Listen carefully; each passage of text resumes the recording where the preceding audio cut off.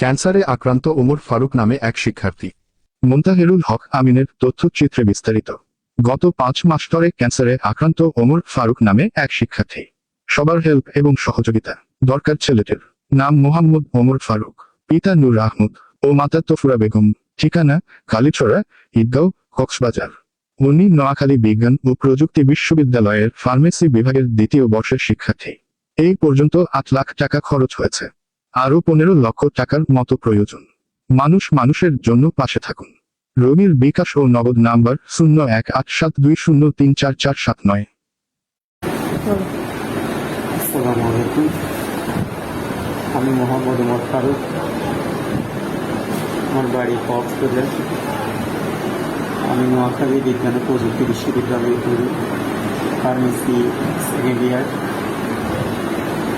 গত জুলাই মাসের 3 তারিখ বায়োপসি রিপোর্টে আমার একটা ক্যান্সার গ্রেড 3 ধরা পড়ে।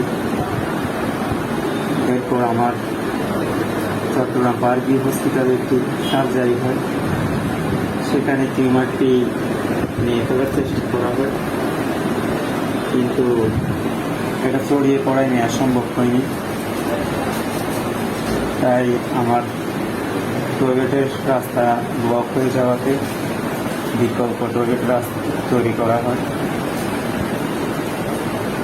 এরপর আমাকে ডাক্তার এমএআর স্যারের তত্ত্বাবধানে কেমোথেরাপির জন্য ভর্তি করানো হয়। আমার বর্তমানে 2য় কেমো চলতেছে। একটা কেমোতে প্রায় 1 লাখ টাকা করে খরচ হয়। তাছাড়া আনুষঙ্গিক খরচ মিলিয়ে অপারেশন আমার এখন 5 লাখ টাকা মতো খরচ হয়ে গেছে।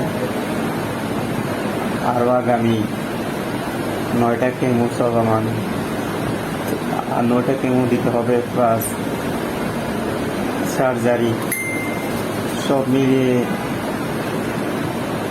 আমার এখন আপনাদের সহযোগিতা প্রয়োজন। আমার জন্য দোয়া করবেন।